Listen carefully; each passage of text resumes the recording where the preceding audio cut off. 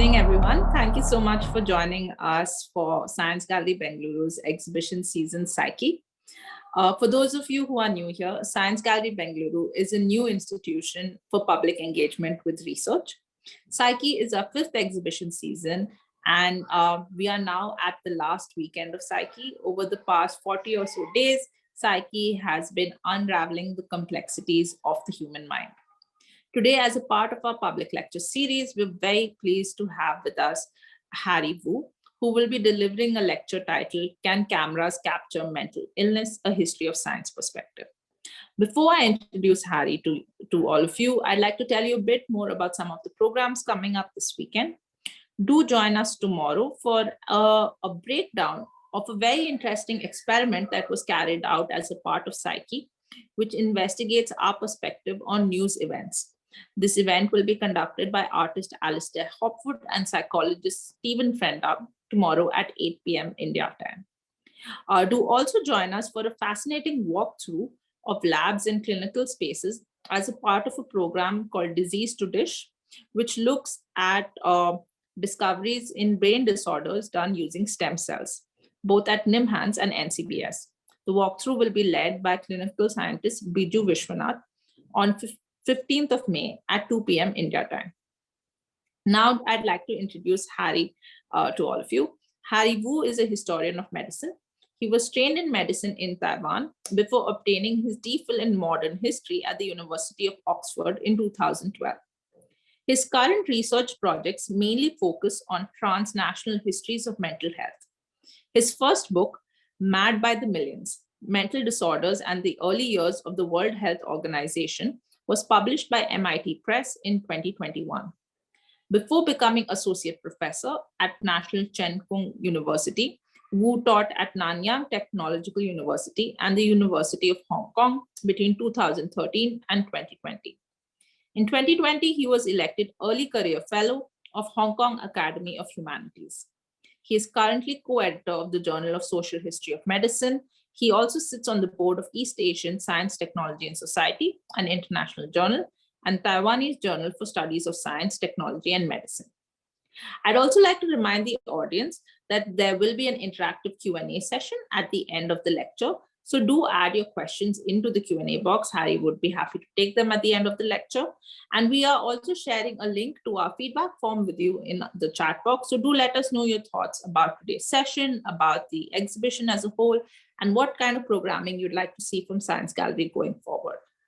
Without further ado, I'd now like to hand it over to Harry for today's lecture. Thank you so much. Okay, thank you, Mahusri, for your kind introduction. And this is really my honor to be able to speak at this very exciting event, Science Gallery. I've been hearing about this for a very long time. And so I'm quite surprised that this year that psyche is the main topic. And so for this topic, can cameras capture mental illness from a history of science perspective? I've been trying to talk about this topic to different groups of people, including clinicians or psychologists and humanities scholars. But this is for the first time that I'm delivering this talk to a general public. And so I guess that, well, this is for me quite late night, so I would like to be more casual. So instead of a serious lecture, I would like it to be like a casual talk, casual chat with you. So if you have any questions or anything you want to respond to me, and then you immediately you can just jump in, right? And so let me share my screen to you first.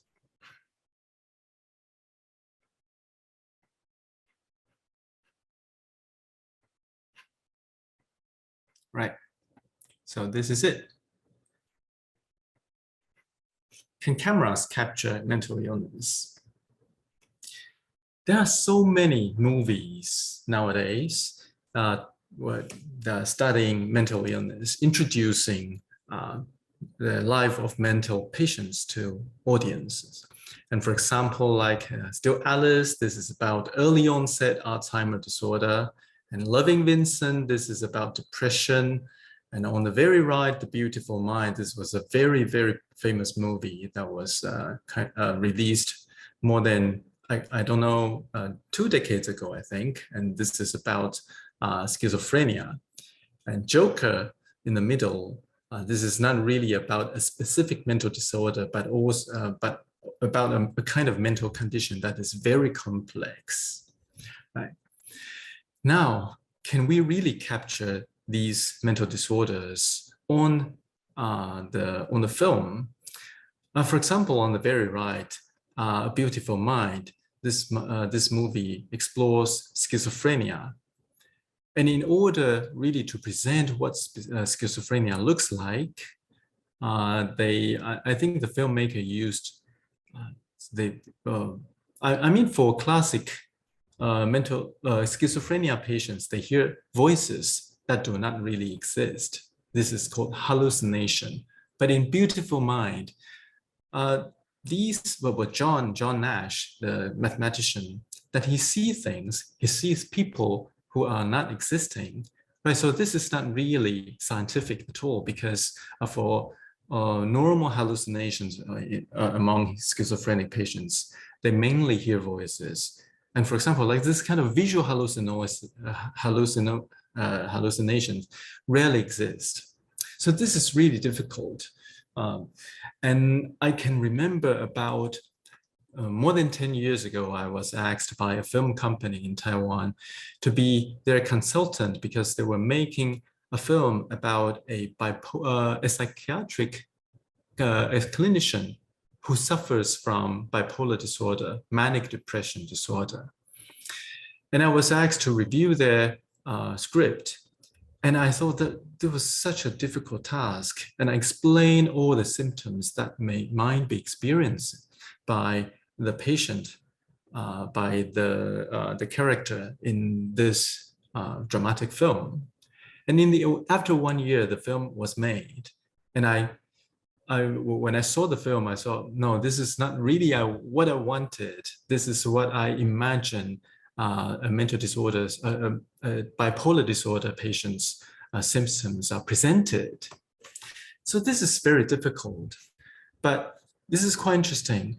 With all these modern technology, including cameras, still images and motion pictures, psychiatry and psychiatrists, they have never late to catch up with these up-to-date gadgets, right? They use cameras for them to observe and diagnose, and sometimes even to treat mental disorders.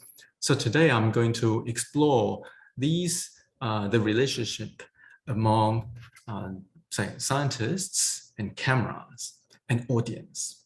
Now, I'm going to use a film first as an example. Billy Lynn's Halftime Walk. This is a film about a soldier who became a hero when he was fighting in the battlefield in Iraq.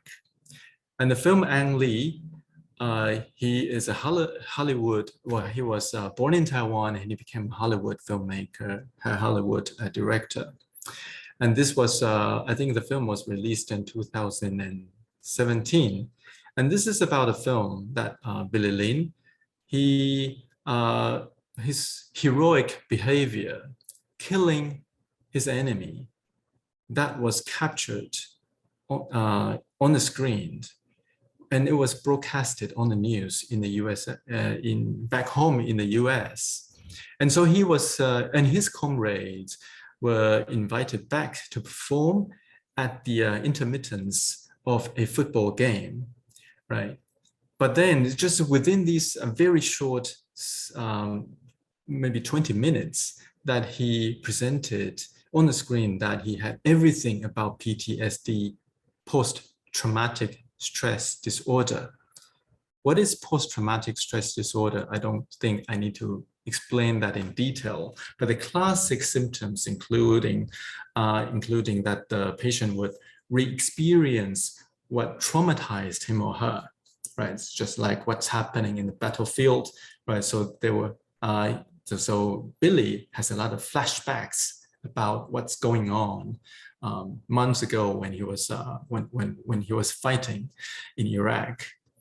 And another classic symptom is avoidance, that the person would try to avoid something reminding him about a devastating event.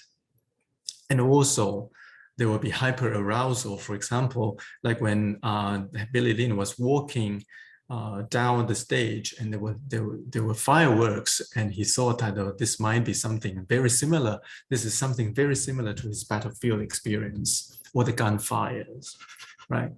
And what's interesting about this film is that the film director used real-D technology, trying to approximate a very real experience that one person might experience, right? So that means what is real-D effect is that for normal films, the speed of the film running is 24 RPM, and for real-D is 120, right? So this is a kind of a technological pursuit for not only for the filmmaker, but for the audience to experience something real, right? But is the film successful? This is questionable. It actually received a lot of negative criticisms, right? Some people say that this is too real. It doesn't look like a real, a normal movie. And some commentators said that comments about the storyline. And this Billy apparently has PTSD, and his sister tried to convince him to see a doctor. And so that the sister said that I'm going to pick you up at the end of the show. But yes, Billy did show up, but he decided to go back to Iraq. And so it actually defeats, it seems that the film's conclusion defeats the purpose of filmmaking, trying to promote what PTSD is, right? But then I'm going to ask a question. Now, is this the purpose of the film, of Ang Lee's film then? So I'm going to use trauma as an example, right, later to talk about whether or not mental illnesses can be really accurately presented or represented on film, right? So I'm going to let you watch a very short footage, right? So this is a trailer that is also available on YouTube.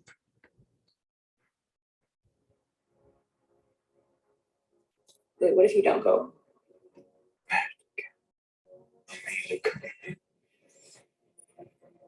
I've still got a long walk ahead of me. And I will be waiting for you. What do we owe the pleasure of your enlistment, Private Lynn? Sorry, excuse for warrior I'm turning out to be. Make it about something bigger than yourself. These men are fighters. Let your training guide you. This it? It's going down. Let's go!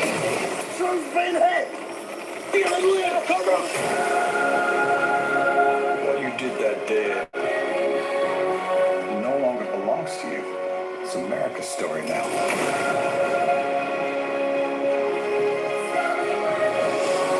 If we just open the door, crap, light comes pouring in.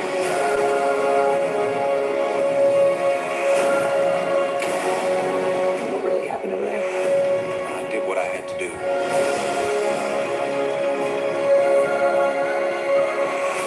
For the first time in my life, I feel close to something bigger than myself.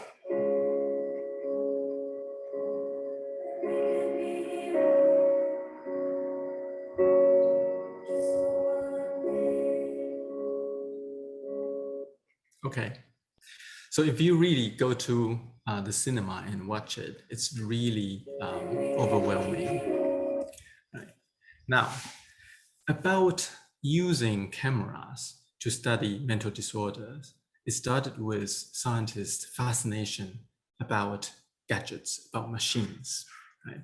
And this is Peter Gallatin, I spelled it wrong, Peter Gallatin and Lorraine Dalston, in 1990s, they published a book talking about mechanical objectivity and talking about how scientists use these machines to pursue so-called the accuracy, objectivity. And they kind of coined the term four-eye sight, saying that we are not really looking at things through our naked eyes. Sometimes we are biased, sometimes our our capacity is not that good, but with machines, with that kind of our vision can be enhanced, and we can see things more clearly, more accurately. Right? So this is mechanical objectivity. The first concept I'm going to introduce you, and the second one is this. This is called.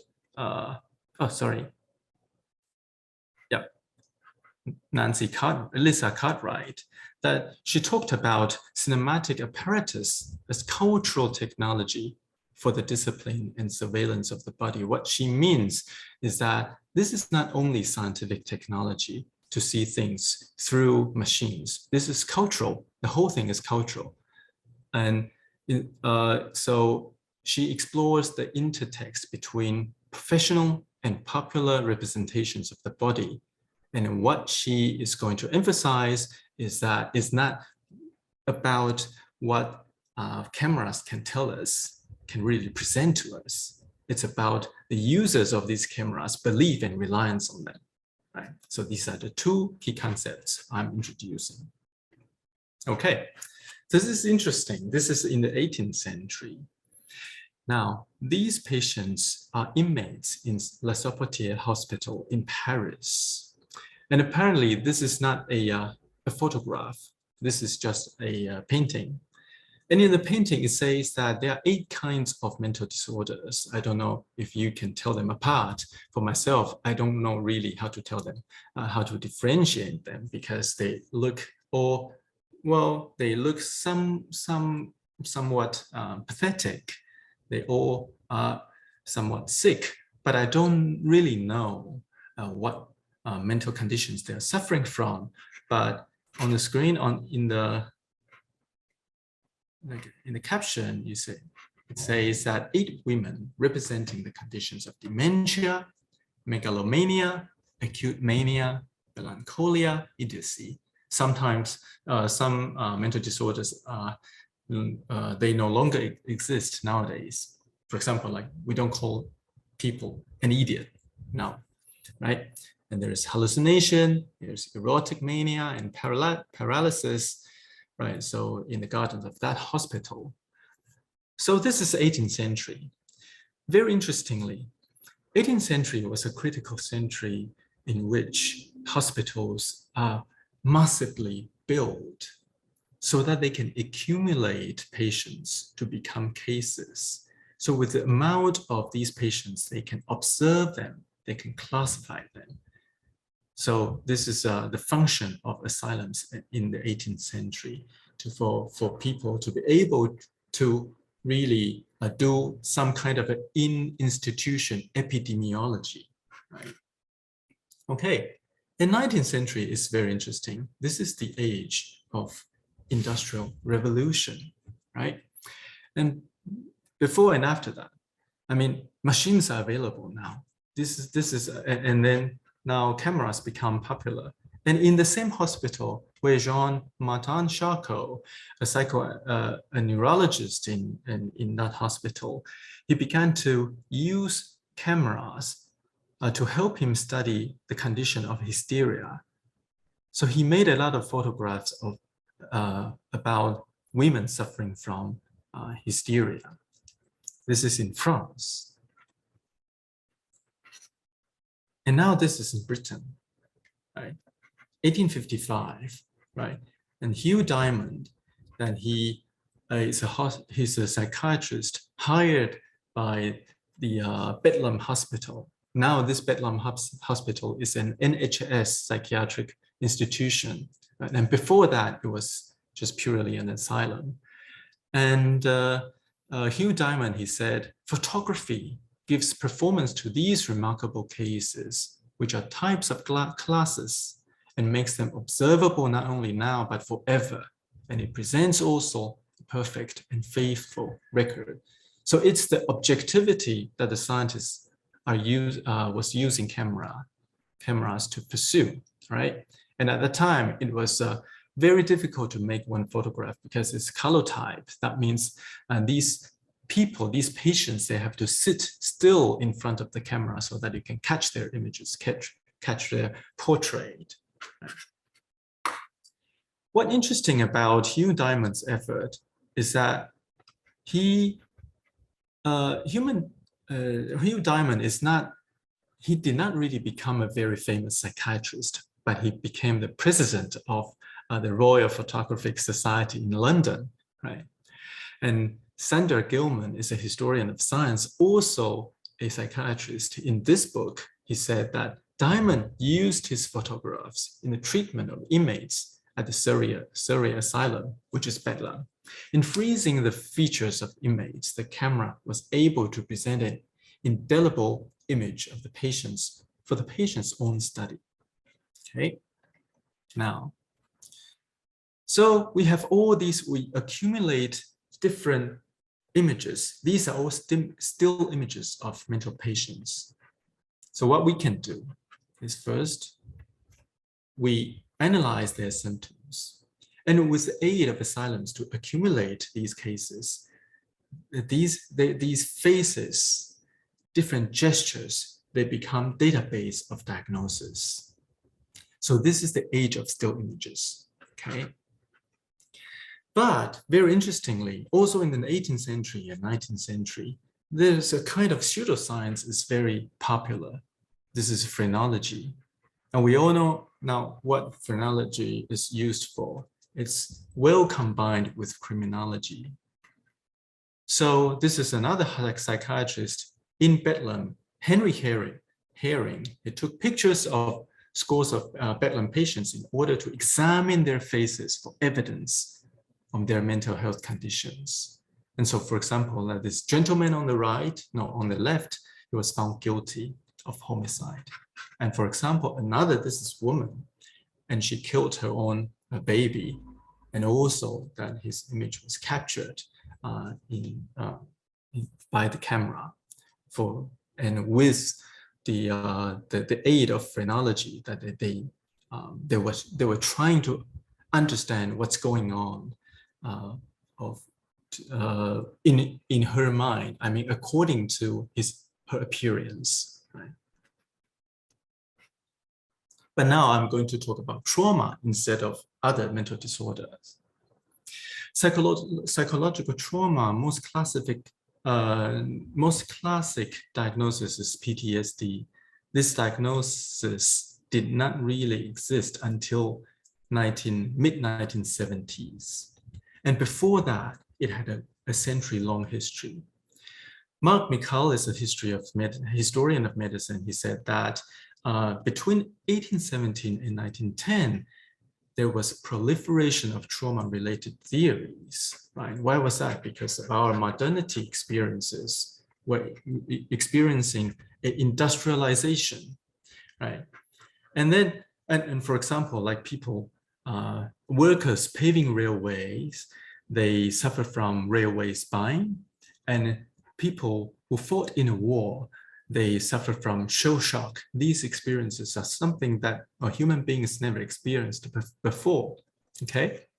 And so there was some kind of the people trying to explain our symptoms by looking at physical injuries first. And then they found, okay, people who suffer from trauma, they might not be physically injured. So that must be a psychological problem, a mental problem then, right? So there was a shift from somatic-based model to psychologically oriented mechanisms. But what is trauma then? Is there any evidence of trauma?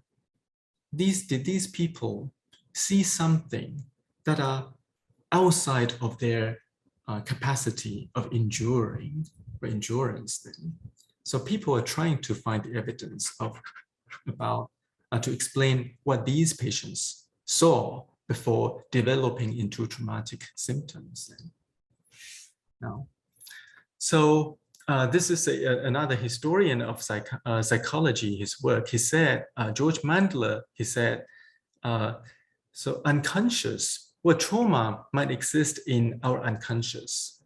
And unconscious, according to him, is an imageless thoughts.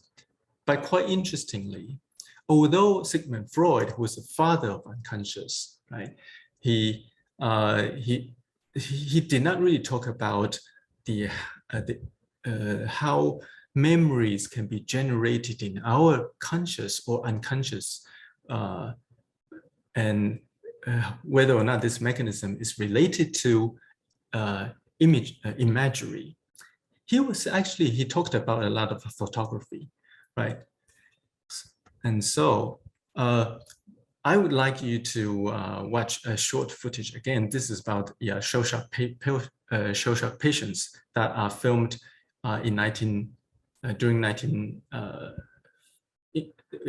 this must be in the year of 1916 or 17. 17, right?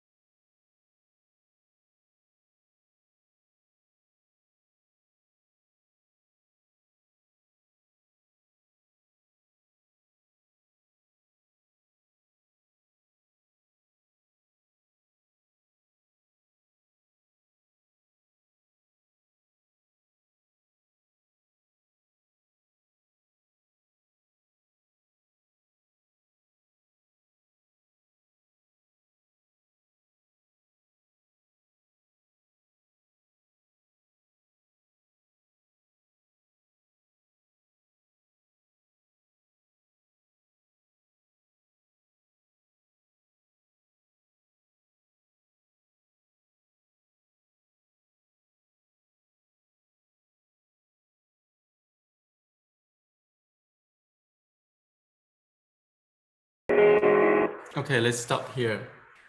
So the music was added on, and that means originally the film was silent. And this film was made by Pathé Company, right? So if you want to look at Pathé, British Pathé's the database, that is, a lot of them are already also online on YouTube because they were released to the public domain for free, right? And so these patients, they were all boys ranging from, for example, like 15 years old to early 20s. And they were soldiers during the First World War. And they became like that after experiencing shellings, bombings, right? And then you can see that they suffer from tremor. They suffer from very strange eye gaze. Their bodies are stiff, right? And a lot of them could not talk after that kind of experience. And so this is shell shock. Right? So some people would say that this is the prototype of PTSD, although PTSD might look quite different from shell shock nowadays. And now I'm going to let you watch a second film, also very short footage from the second film. This is called Let There Be Light. And this is a film made after the Second World War by John Huston, a Hollywood director. And he films these soldiers at a military hospital. And with these soldiers' consent,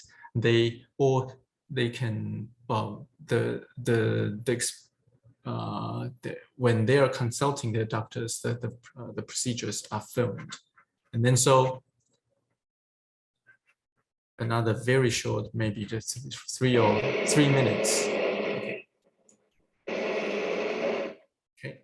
Paralysis is dictated by the mind. However different the symptoms, these things they have in common. Unceasing fear and apprehension, a sense of impending disaster, a feeling of hopelessness and utter isolation.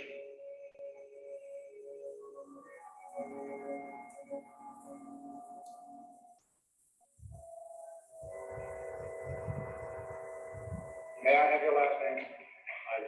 How do you spell that? M-E-I. May I have your last name, please? How do you spell that?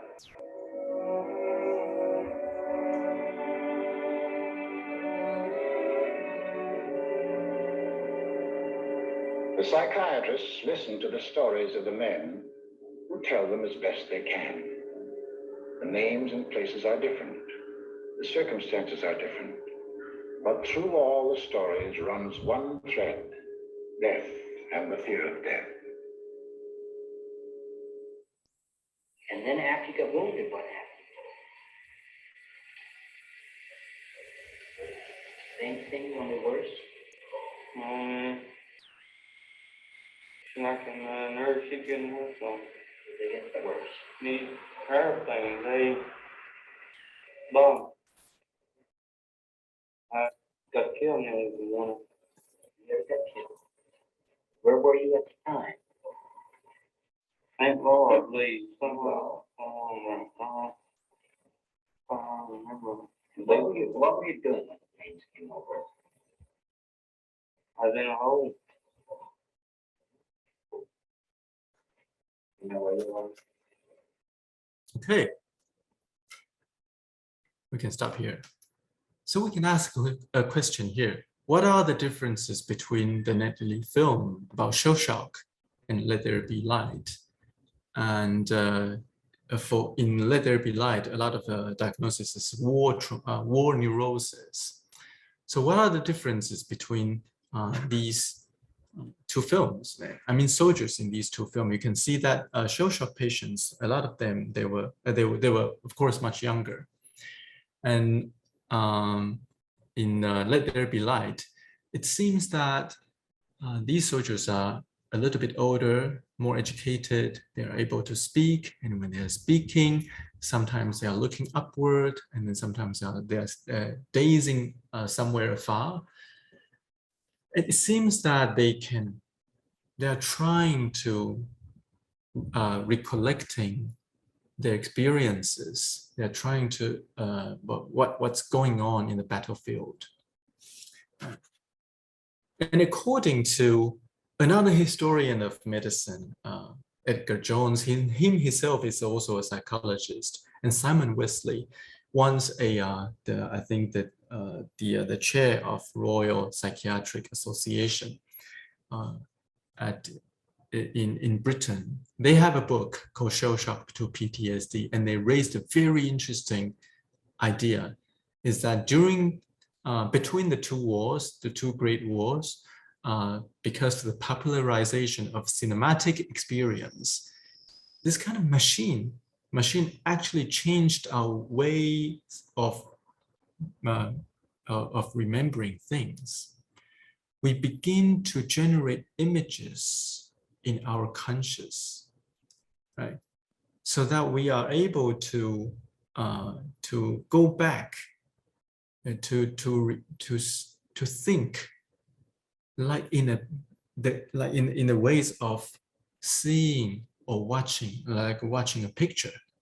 But this is something that I have never thought before reading the Jones and Wesley's book.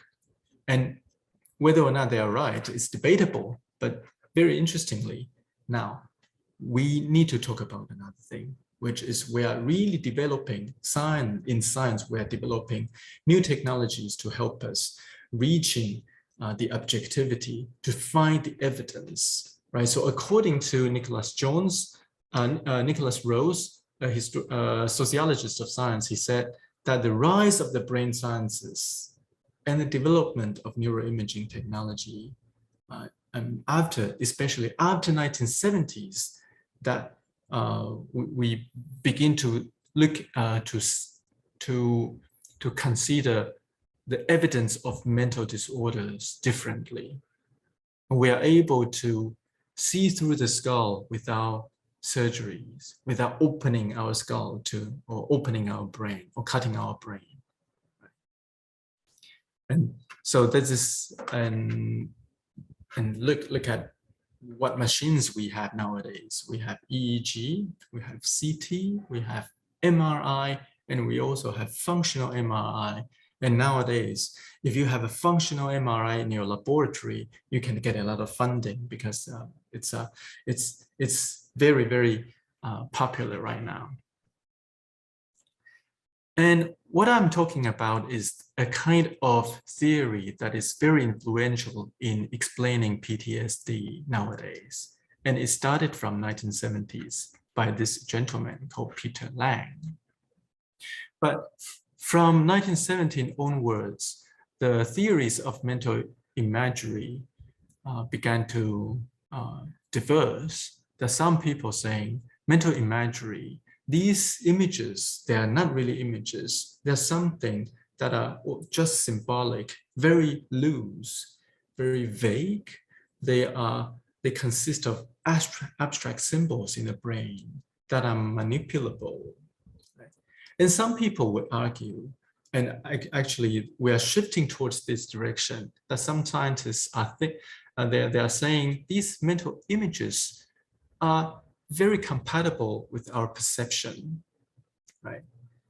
So when we are seeing something devastating, we can immediately think that remember that this is a traumatic event. We not only see that, but also we can feel that, so we become nervous. So we want to avoid that. And when we're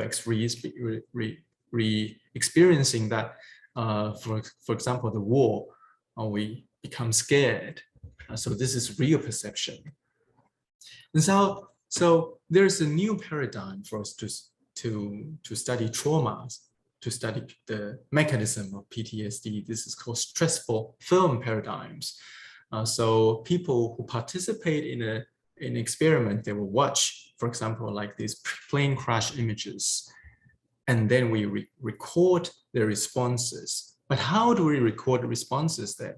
There are a lot of ways. And the most classic one, which is now people are using, is pen and paper diary format. You watch the film first, and then you try to document, you try to jot down what you see, right? But actually there are a lot of criticisms about this kind of stress film paradigm.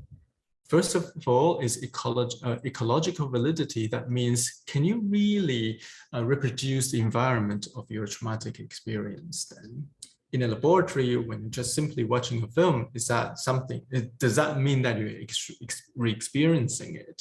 It doesn't, not necessarily, right? And then there are some people saying, okay, we can keep using a pen and paper diary format, but also we can detect people's, for example, like neurons are firing in the brain, or can we combine both approaches? And there are also ethical concerns about these kind of these experiments, whether or not it's ethical to let people to watch, for example, the war experiences, images of killing again and again, right? But most importantly is, what about narratives then? How do people explain what they see or what they remember? This might be the most important thing about PTSD. It's not only about perception. There are many treatments being invented to treat PTSD. For example, like image exposure, positive imaging, image exposure with CBT, cognitive and behavior therapy, and NRDM, the eye movement desensitization. There are also people developing drugs. And nowadays in China, people are developing genetic editing, mostly to help you eliminate the images you remember in your conscious. And this is very interesting that at MIT, there's a lab. The lab scientists, they found that there is HDACs, and this kind of compound, the level of this compound is higher among patients suffering from Alzheimer's disease. So perhaps we can manipulate this. We can use this to treat people with severe PTSD when the traumatic memories are too devastating. We can let them pop a pill, perhaps, and so that they don't remember the details about these events. But is this a correct direction to go? We don't know, right?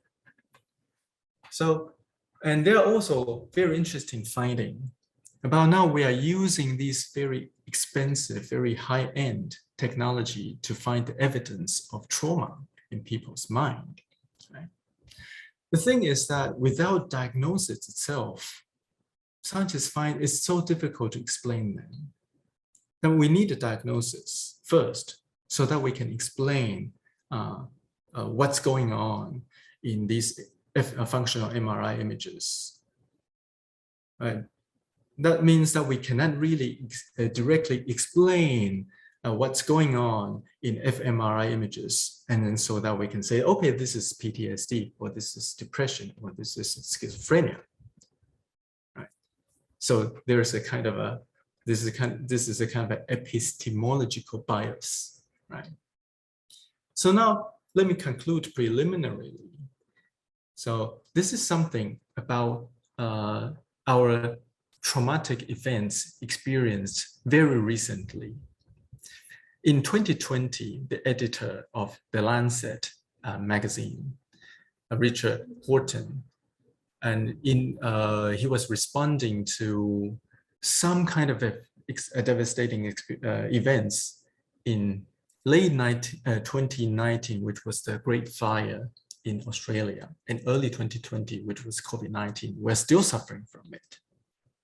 He said, we should be cautious in reducing trauma to a simple matter of exposure and response prevention, and instead take a more complex view of trauma that incorporates pre-existing and comorbid mental health problems. What he implies is, regarding the function of film, this is my word, we should pay more attention to narratives. Narratives are how we explain what we remember.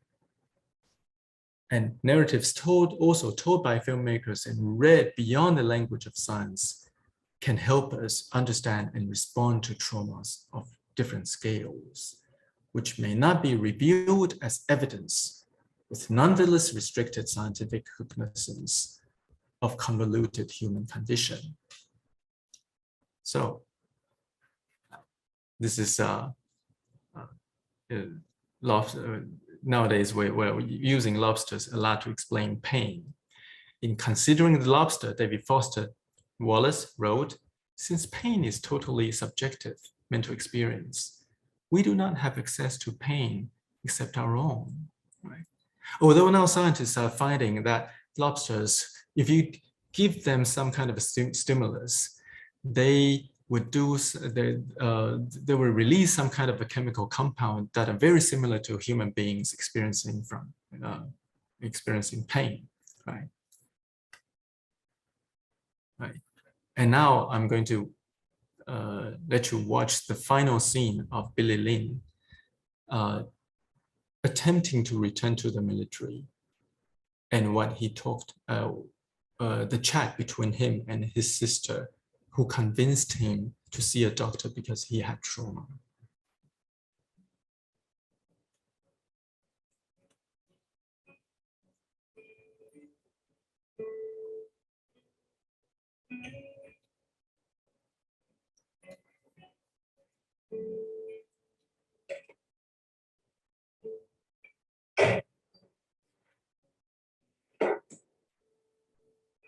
Hey.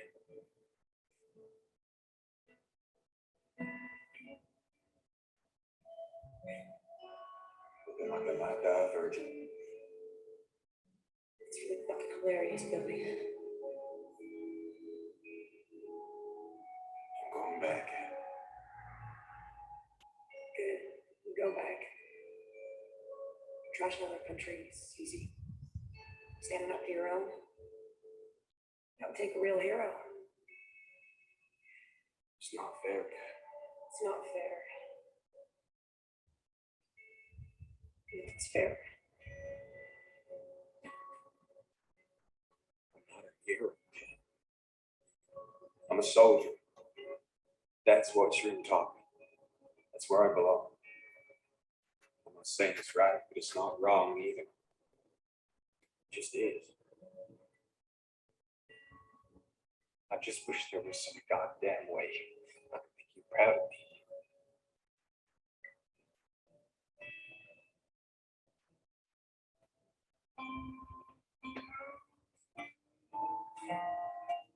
Okay, so in this film, if we only pay attention to all the symptoms of PTSD, this film perhaps is a great failure, because in the end the conclusion didn't manage to save Billy from his disease, right? But if we look at the narratives of this film, that means we don't really need to pay attention to all these symptoms. Then this film is about Billy trying to find his identity, his own confusion. He's trying to make his family, especially his sister, proud of him, right? So this is the, okay. On photography, last word, Susan Sontag said, photography teaches us as a new visual code. They alter and enlarge our notions of what is worth looking at and what we have a right to observe. They are a grammar and, even more importantly, an ethics of seeing. So it's not just about evidence, right? And so I'm going to, and then lastly, I introduced to you several photographers trying to film or capture mental patients, their condition in asylums, right? And they are, none of them are about the evidence, are trying to really capture the evidence of mental illness. Or 81, Mary Ellen Mark in 1975, trying to reveal the inhumane treatment in that state funded hospital. The hospital was no longer there. And Forgotten People, this is in China, and he filmed these mental disorders also in the institutions. And these institutions are largely being reformed. This is in Taiwan, the chain by Zhang Qianqi in 2008, that this they were all chained up. And if you're interested, I'll let you know about the story about this institution. It's a Buddhist temple, but also there are some sort of inhumane treatment in the institution, and that the temple closed down about 5 years ago. Right. So I'll stop here and I'll take question and answer. If you're interested to stay on, and we can talk more in the tutorial. Thank you.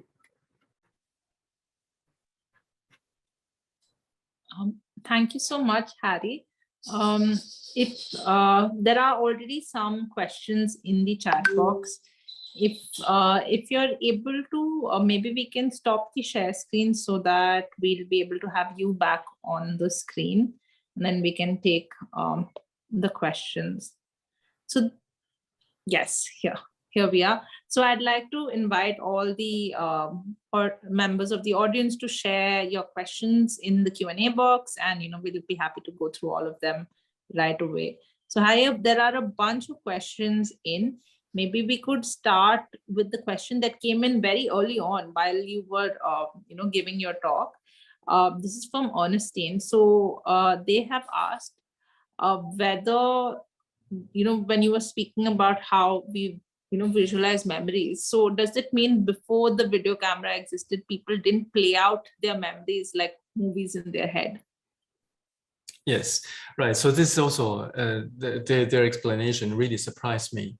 So we can't really speak on behalf of them, right? That people of 100 years ago, how did they remember things, right? But if they explain that just because they compare people responding to war experiences very differently, and then they also, so this is their explanation, and I don't have evidence for that, but you are right. That's what they mean. Okay. That's interesting. There are a couple of questions from Andrian. so he thanks you, of course, for the interesting talk. And he says that he noticed that mostly, or even all the examples of the vintage videos which you shared were only looking at men, even in some of these modern movies. And his question was, when the camera was started to be used to document mental illness when was the camera started to be used to document mental illness among women? And were there any differences in terms of the angle, storyline, or atmosphere between the films that, say, focused on men and those on women? Gender issues. Actually, because in this talk, I focus more on war experiences. So naturally, there are images and footage about men more. But if you look at, for example, like Bedlam or La Salpêtrière in Paris, these examples are mostly about women, right? And yeah, so I don't see there is a gender difference here. Right, but it really depends on what sort of conditions you're looking at. I think Mahershree. I think the next questions also sort of are picking up on the gender question. So maybe I'll share them all with you, and maybe you want to answer them all together. So Andrin had a sort of follow-up to that, was whether women producers or researchers have been, using the camera to capture mental illness, and does that lead to a difference in the way it's captured? Even, for instance, if the gender of the person who's capturing it. And the last question that we have in here is that about differences in mental imagery by gender. How do instruments, equipment, or other laboratory apparatus represent mental imagery by different genders? Are these images neutral without gender differences? There are a lot to think about. I mean, I can answer the first question. Women producers and researchers, you use camera to document mental illnesses. For example, the most successful researcher in PTSD research of mental imagery, I think she is now at Karolinska Institute, right? And yeah, a woman, right? And also that, like, for these photographers I showed you in 1970s onwards, they went into mental institutions to take photographs. A lot of them were women, right? And okay, how instruments, equipment, and other laboratory apparatus represent mental imagery by different genders. Images are never, I mean, these machines are neutral, but the ways of using these machines are always purposeful, and they were all informed by well, for example, like the ideology, gendered ideology of people who take these cameras into the asylums, or not in the asylums. I mean, for example, like when Jean-Martin Charcot, when he was taking photographs of hysteria, hysteric women, definitely this is a very male-oriented eye gaze, right, on women's body. And these male psychiatrists or neurologists, they would think that what women bodies or gestures should look like. This is very, very genderly biased, right? But also, when you are looking at these soldiers coming back from the battlefield, we are also looking at them from a very genderly biased perspective. For example, it's got a nickname called male hysteria. That implies there is an assumption about whether or not how these soldiers should look like. Right? They should be heroic. They should be very masculine. And if they are not capable of staying strong, not really diagnose the condition. I mean, they before the idea of show shock was developed, it was cowardice, right? So this is also very genderly biased. Yeah. Okay. Thank you, Harry. There are a couple more questions. I think we have a few minutes so we can take them. And there's another question from Ernestine, which is what is the boundary between taking pictures or videos of the patients for the sake of science, diagnoses, etc., and objectifying them, especially for patients who may not have the concept of consent. So those patients who may be suffering from severe mental illness and cannot therefore give their consent to photographers or videographers. Thank you. This is not only a problem about taking their photographs, right? There's well, any kinds of procedures you want to take, you need to obtain their consent, right? So this is not really only about documenting their images, but you clearly, for example, like these women patients photographs being taken in Bedlam in the 19th century, and these Charcot patients, I believe that they don't, these doctors did not obtain the consent from these women. But if you pay attention to, for example, like this Let There Be Light movie, in the footage I showed you, that was the superintendent of the institution explaining to the returning soldiers what's going on in this project. So this is about informed consent, right? And again, this is not only about documenting them with cameras. It's all about all procedures, including diagnosis, diagnostic, and treatment. I think we can take one last question, which is from Kat. And her question is about the differences between still and moving images. So you talked about both still and moving images in the talk, but they are closely related, but different things, produced again by related, but different technologies. So what do you think are the differences between still and moving images in the context of capturing mental ill health? Okay, thank you. I don't want to say that they are different. When we see technologies evolve, scientists are believing we will continue to have more up-to-date technology to more accurately capture mental illness. So before it was still image, and then we have motion picture, and then what do we have? We have functional MRIs that are we don't really say that this is motion picture. These are some kind of images that we can use to visualize the brain activities, right? And in the future, I believe that there will be some kind of VR, AR, this kind of technology being used to assist us to do the diagnosis. So this is not really about the difference. It's about the evolution of technology. Okay.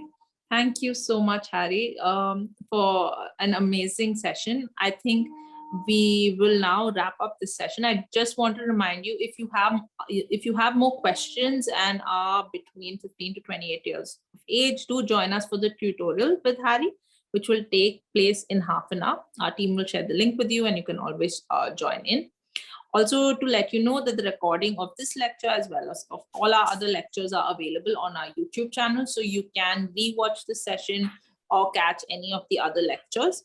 One of the lectures I would suggest that you listen to is a recording of a talk by psychiatrist Sanjeev Jain titled Hysteria, the complex and convoluted persistence of an idea, which looks at the history of hysteria, which Harry has touched upon a fair bit today in his talk as well.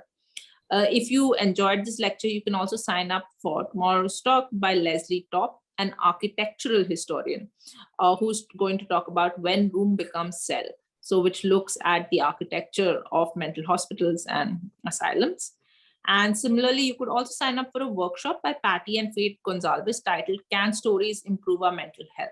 So if you are interested by the idea of narrative, so do join us for that workshop as well.